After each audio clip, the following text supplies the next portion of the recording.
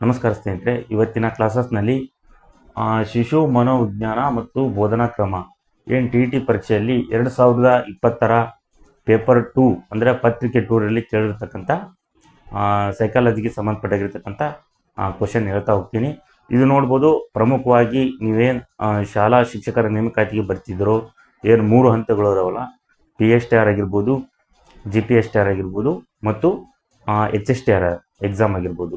ಇವು 3 ಪರೀಕ್ಷೆಯಲ್ಲಿ ಕಾಮನ್ ಆಗಿರ್ತಕ್ಕಂಥದ್ದು ಈ ಟಿ ಪರೀಕ್ಷೆಯನ್ನು ಬಿಟ್ಟು ಅಲ್ಲಿ ಏನಪ್ಪ ಅಂದರೆ ಶಿಶು ಮನೋವಿಜ್ಞಾನದ ಬಗ್ಗೆ ಕೇಳ್ತಾರೆ.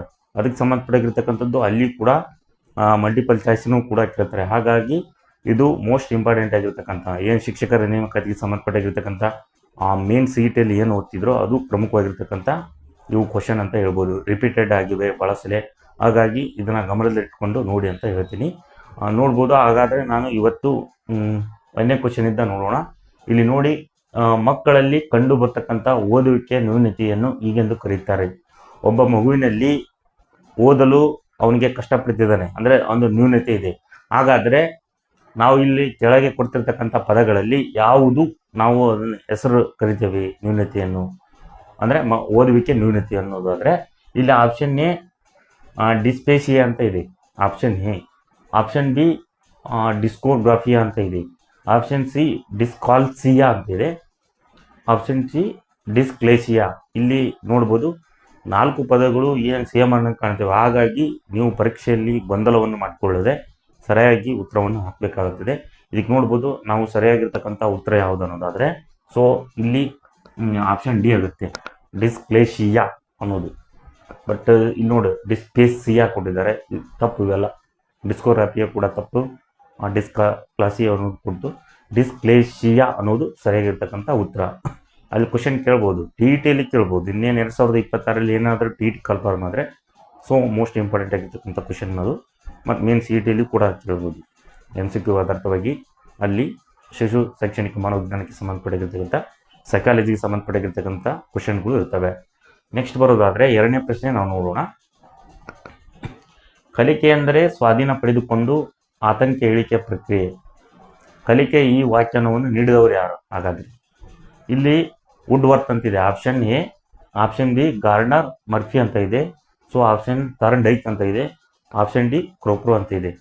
ಹಾಗಾದರೆ ಒಂದು ಕಲಿಕೆ ಅಂದರೆ ಏನಪ್ಪ, ಒಂದು ಕಲಿಯೋದು ಅನ್ನೋದಾದರೆ ಅದನ್ನು ಸ್ವಾಧೀನಪಡಿಸಿಕೊಂಡು ಸ್ವಂತಪಡಿಸಿಕೊಂಡು ಆತಂಕ ನಿನ್ನಲ್ಲಿರ್ತಕ್ಕಂಥ ಓದುವ ಆತಂಕವನ್ನು ಕಡಿಮೆ ಮಾಡಿಕೊಳ್ಳುವುದು ಪ್ರಕ್ರಿಯೆಗೆ ಈ ಕಲಿಕೆಯ ವ್ಯಾಖ್ಯಾನವನ್ನು ಒಬ್ಬರು ಕೊಟ್ಟರು ಅನ್ನೋದಾದರೆ ನಾವು ನೋಡ್ಬೋದು ಗಾರ್ಡ್ನರ್ ಮರ್ಫಿ ಸೈಕಾಲಜಿಸ್ಟ್ ಆಗಿರ್ತಕ್ಕಂಥ ಇವರು ಸರಿಯಾಗಿರ್ತಕ್ಕಂಥ ಉತ್ತರ. ಇದು ಆಪ್ಷನ್ ಬಿ, ಇದು ಹಾಕಬೇಕಾಗುತ್ತದೆ. ಸೊ ಹಾಗಾಗಿ ನಾವು ಇದನ್ನು ಆನ್ಸರ್ ಮಾಡೋಣ.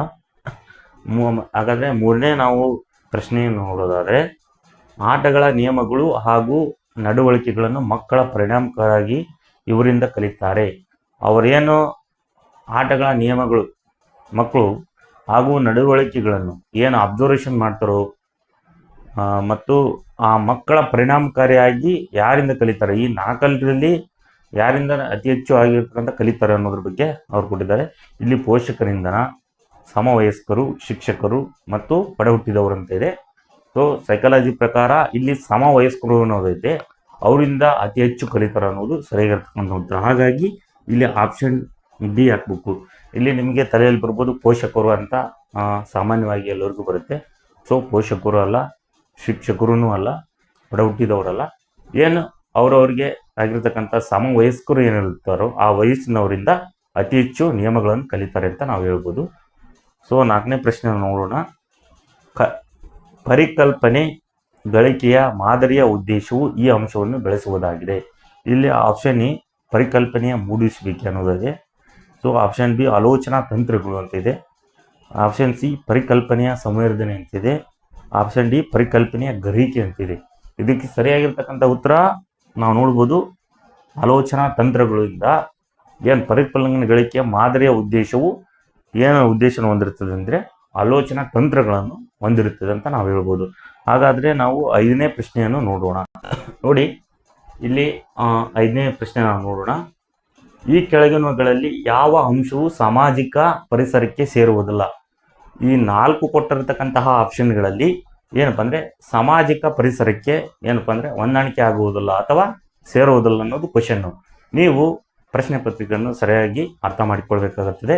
ನೋಡಿ, ಇಲ್ಲಿ ಆಪ್ಷನ್ ಎ ಕುಟುಂಬ ಅಂತ ಇದೆ, ಆಪ್ಷನ್ ಸಿ ಭೌಗೋಳಿಕ ಸನ್ನಿವೇಶ ಅಂತ ಇದೆ, ಆಪ್ಷನ್ ಸಿ ಸಮುದಾಯ ಅಂತ ಇದೆ, ಆಪ್ಷನ್ ಡಿ ಸಮವಯಸ್ಕರ ಗುಂಪು.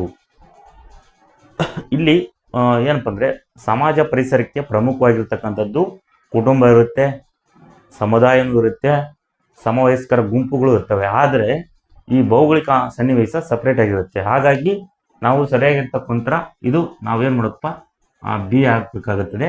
ಹಾಗಾಗಿ ಇದು ಸರಿಯಾಗಿರ್ತಕ್ಕಂಥ ಉತ್ತರ ಬಿ ಉತ್ತರ. ನೆಕ್ಸ್ಟು 6ನೇ ಪ್ರಶ್ನೆ ನಾವು ನೋಡೋಣ. ಅನು ತನ್ನ ತರಗತಿಯಲ್ಲಿ, ಅನು ಎಂಬ ಹುಡುಗಿ ತನ್ನ ತರಗತಿಯಲ್ಲಿ ಯಾರೊಂದಿಗೂ ಬೆರೆಯುವುದಿಲ್ಲ.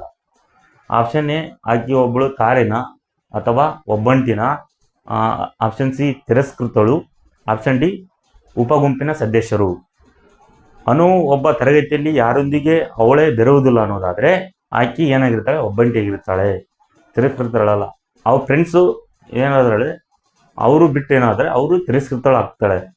ಉಪಗುಂಪಿನ ಸದಸ್ಯರು ಕೂಡ ಆಗಲ್ಲ, ತಾರೇನು ಕೂಡ ಆಗಲ್ಲ. ಹಾಗಾಗಿ ಇಲ್ಲಿ ಒಬ್ಬಂಟಿ. ಹಾಗಾಗಿ ಇಲ್ಲಿ ಆಪ್ಷನ್ ಬಿ ಆಗಿರ್ತಕ್ಕಂಥದ್ದು ಸರಿಯಾಗಿರ್ತಕ್ಕಂಥ ಉತ್ತರ. ಈಗ ಹಾಕಬೇಕಾದ್ರೆ ಬಿ. ಮತ್ತು 7ನೇ ಪ್ರಶ್ನೆ ನಾವು ನೋಡೋಣ. ಶ್ರೇಣೀಕೃತ ಅಂಕಗಳ ಮಧ್ಯ ಬಿಂದುವನ್ನು ಹೀಗೆ ಅನ್ನುತ್ತಾರೆ. ಒಂದು ಶ್ರೇಣಿಯಾಗಿರ್ತಕ್ಕಂತಹ ಒಂದು ಬಿಂದುವಿನ ಅಂದರೆ ಅಂಕಗಳ ಮಧ್ಯ ಆಗಿರ್ತಕ್ಕಂತಹ ಬಿಂದುವನ್ನು ನಾವು ಏನು ಅನ್ನೋದಾದರೆ ಇಲ್ಲಿ ಮಧ್ಯಕ ಅಂತ ಇದೆ, ಆಪ್ಷನ್ ಬಿ ಮಧ್ಯಾಂಕ ಇದೆ, ಆಪ್ಷನ್ ಸಿ ಬಹುಲಕ ಅಂತ ಇದೆ, ಡಿ ಆಪ್ಷನ್ ಡಿ ವ್ಯಾಪ್ತಿ ಅಂತಿದೆ. ನಾವು ನೋಡ್ಬೋದು ಯಾವುದೇ ಒಂದು ಶ್ರೇಣೀಕೃತ ಆಗಿರ್ತಕ್ಕಂಥ ಅಂಕಗಳ ಒಂದು ಮಧ್ಯ ಬಿಂದುವನ್ನು ನಾವೇನ್ತೀವಿ ಮಧ್ಯಾಂಕ ಅಂತ ಕರಿತೀವಿ. ಹಾಗಾಗಿ ಇಲ್ಲಿ ಮಧ್ಯಾಂಕ ಎಲ್ಲಿದೆ ಅಲ್ಲಿ ಹುಡುಕಬೇಕು. ಸೊ ಸರಿಯಾಗಿರ್ತಕ್ಕಂಥ ಉತ್ತರ ಬಿ ಆಪ್ಷನ್ ಆಗುತ್ತೆ. ಮತ್ತು 8ನೇ ಪ್ರಶ್ನೆ ನಾವು ನೋಡೋಣ. ಇಲ್ಲಿ ಸಮಸ್ಯಾ ಪರಿಹಾರ ವಿಧಾನದಲ್ಲಿ ಈ ಕೆಳಕಂಡ ಯಾವ ಕ್ರಮದನವನ್ನು ಅನುಸರಿಸಲಾಗುತ್ತದೆ ಅನ್ನೋದಾದರೆ ಇಲ್ಲಿ ವಿಶ್ಲೇಷಣಾತ್ಮಕ ಅಂತ ಇದೆ, ಆಪ್ಷನ್ ಎ, ಆಪ್ಷನ್ ಬಿ ಜ್ಞಾನಾತ್ಮಕ ಅಂತ ಇದೆ, ಆಪ್ಷನ್ ಸಿ ದೃಶ್ಯ ಅನ್ನೋದಿದೆ, ಆಪ್ಷನ್ ಡಿ ಪ್ರತ್ಯಕ್ಷಿಕೆ ಅಂತೆ. ಸಮಸ್ಯಾ ಪರಿಹಾರ ವಿಧಾನದಲ್ಲಿ ನಾವೇನಪ್ಪ ಜ್ಞಾನಾತ್ಮಕ ಕ್ರಮವನ್ನು ಅನುಸರಿಸಲಾಗುತ್ತದೆ. ಹಾಗಾಗಿ ಇಲ್ಲಿ ಆಪ್ಷನ್ ಬಿ ಆಗಿರ್ತಕ್ಕಂಥದ್ದು ಸರಿಯಾಗಿರ್ತಕ್ಕಂಥ ಉತ್ತರ. ಸೊ ಇಲ್ಲಿ ನಾವು ಬಿ ಹಾಕಬೇಕಾಗುತ್ತದೆ. ನೋಡಿ ಸ್ನೇಹಿತರೆ, ಹಾಗಾದರೆ ಇಲ್ಲಿ ನಾವು 9ನೇ ಪ್ರಶ್ನೆ ನೋಡೋಣ. ವ್ಯಕ್ತಿಯಲ್ಲಿ ಆಗುವ ಗುಣಾತ್ಮಕ ಬದಲಾವಣೆಗಳನ್ನು ಹೀಗೆನ್ನುತ್ತೇವೆ.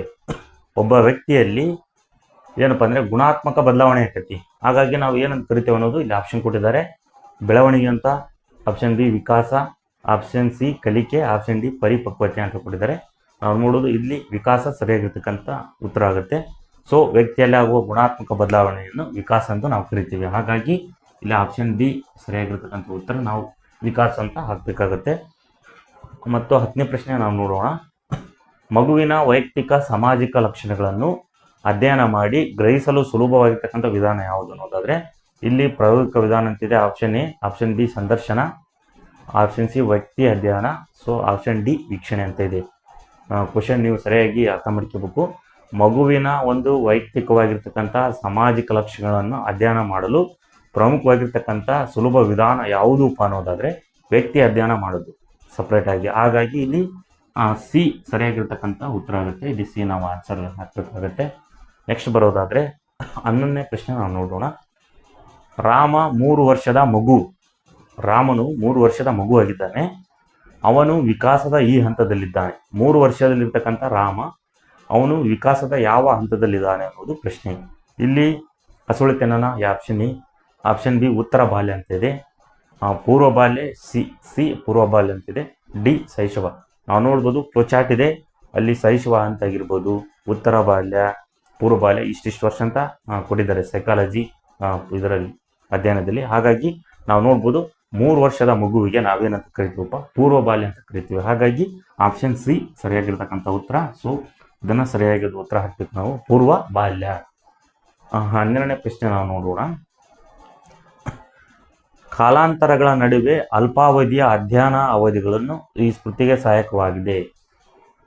ಆಪ್ಷನ್ ಎ ಕಂಠಪಾಠ, ಬಿ ಬಿಡಿ ವಿಧಾನ, ಸೊ ಅಂತರ್ಕಲಿಕೆ, ನಿರಂತರ ಕಲಿಕೆ ಅಂತ ಇದೆ. ನಾವು ನೋಡ್ಬೋದು ಕಾಲಾಂತರಗಳ ನಡುವೆ ಒಂದು ಅಲ್ಪಾವಧಿಯ ಅಧ್ಯಯನ ಅವಧಿಗಳನ್ನು ಈ ಏನಪ್ಪ ಅಂದರೆ ಸ್ಮೃತಿಗೆ ಏನು ಸಹಾಯಕವಾಗಿದೆ ಅಂದರೆ ಅಂತರ್ಕಲಿಕೆ. ಸರಿಯಾಗಿರುತ್ತೆ ಉತ್ತರ ಆಪ್ಷನ್ ಸಿ ಹಾಕಬೇಕಾಗುತ್ತದೆ. ಸೊ ಇಲ್ಲಿ ಆಪ್ಷನ್ ಸಿ ಸರಿಯಾಗಿರ್ತ ಉತ್ತರ ಆಗುತ್ತದೆ. ಹಾಗಾಗಿ ನೋಡ್ಬೋದು ಎಲ್ಲ ವಿದ್ಯಾರ್ಥಿಗಳು ನೋಡ್ಬೋದು. ನಾನು ಶೈಕ್ಷಣಿಕ ಮನೋವಿಜ್ಞಾನಕ್ಕೆ ಸಂಬಂಧಪಟ್ಟಿರ್ತಕ್ಕಂಥ ಹಲವಾರು ಹಿಂದಿನ ಕ್ಲಾಸಸ್ ಸ್ಕೂಲಲ್ಲಿ ಮಾಡ್ತಾ ಹೋಗಿದ್ದೀನಿ. ಸೊ ಮತ್ತು ನಾನು ಸಪ್ರೇಟಾಗಿ ಇಯರ್ ವೈಸು ಕ್ವಶನ್ ಪೇಪರು ಮತ್ತು ಈಗ ನಿಮಗೆ ಮೇನ್ ಸಿ ಇ ಟಿಯಲ್ಲಿ ಇಂಪಾರ್ಟೆಂಟ್ ಆಗಿರ್ತಕ್ಕಂಥ ಕ್ವಶನ್ಗಳು ಬೋರ್ಡಿನ ಮುಖಾಂತರ ನಾನು ಹೇಳ್ತಾ ಹೋಗ್ತೀನಿ. ಹಾಗಾಗಿ ಇವು ಭಾಳ ಇಂಪಾರ್ಟೆಂಟ್ ಆಗಿರ್ತಕ್ಕಂಥ question main C E T ಆಗಿರ್ಬೋದು, ಟಿ ಇ ಟಿಗೂ ಕೂಡ ಇವು ಟಿ ಇ ಟಿ ಕ್ವಶನ್ ಪೇಪರೇ ಆಗಿರ್ತವೆ. ಇವನೇ ಕ್ವಶನ್ನು ನಿಮ್ಮ ಮೇನ್ ಸಿ ಇ ಟಿಯಲ್ಲಿ ರಿಪೀಟ್ ಆಗ್ತವೆ. ಹಾಗಾಗಿ ನೀವೇನು ಶಿಕ್ಷಕರ ನೇಮಕಾತಿಗೆ ಎಲ್ಲರೂ ಓದ್ತಿದ್ರೋ ಅವರೆಲ್ಲರೂ ಗಮನದಲ್ಲಿಟ್ಟುಕೊಂಡು ಕ್ಲಾಸಸ್ ಕೇಳಿ ಅಂತ ನಾನು ಹೇಳ್ತೀನಿ. ನಾನು ಓಲ್ಡ್ ಕ್ವಶನ್ ಪೇಪರ್ ಕೂಡ ಬಿಡಿಸ್ತಾ ಹೋಗಿದ್ದೀನಿ. ಸೊ ಯಾರ್ಯಾರು ಈ ಚಾನಲನ್ನು ಹೊಸ್ದಾಗಿ ನೋಡ್ತಿರೋ ಎಲ್ಲರೂ ಸಬ್ಸ್ಕ್ರೈಬ್ ಮಾಡ್ಕೊಳ್ಳಿ, ಲೈಕ್ ಮಾಡಿ. ನಿಮಗೇನಾದರೂ ಕ್ವಶನ್ ಏನಾದರೂ ಡೌಟ್ ಇದ್ದರೆ ಕಾಮೆಂಟ್ ಮೂಲಕ ತಿಳಿಸಿ, ನಾವು ತಕ್ಷಣ ತೆಗೆತಕ್ಕಂತಹ ಉತ್ತರವನ್ನು ನೀಡ್ತೇವೆ. ಹಾಗಾಗಿ ನಾನು ಮುಂದಿನ ಕ್ಲಾಸಸ್ಸಲ್ಲಿ ಇದು ಎಷ್ಟು 12ನೇ ಪ್ರಶ್ನೆ. ಸೊ ನಾನು 13ನೇ ಪ್ರಶ್ನೆಯನ್ನು ಕಂಟಿನ್ಯೂ ಮಾಡ್ತಾ ಹೋಗ್ತೀನಿ. ಹಾಗಾಗಿ ನಾನು ಮುಂದಿನ ತರಗತಿಯಲ್ಲಿ ಶೈಕ್ಷಣಿಕ ಮನೋವಿಜ್ಞಾನಕ್ಕೆ ಸಂಬಂಧಪಟ್ಟಾಗಿರ್ತಕ್ಕಂಥ ಬೇರೆ ಪ್ರಶ್ನೆಗಳನ್ನು ಕೊಡ್ತಾ ಉತ್ತರಗಳನ್ನು ನೀಡ್ತಾ ಹೋಗ್ತೀನಿ ಅಂತ ಹೇಳಿ ಈ ತರಗತಿಯನ್ನು ಮುಗಿಸ್ತಿದ್ದೀನಿ. ಧನ್ಯವಾದಗಳು.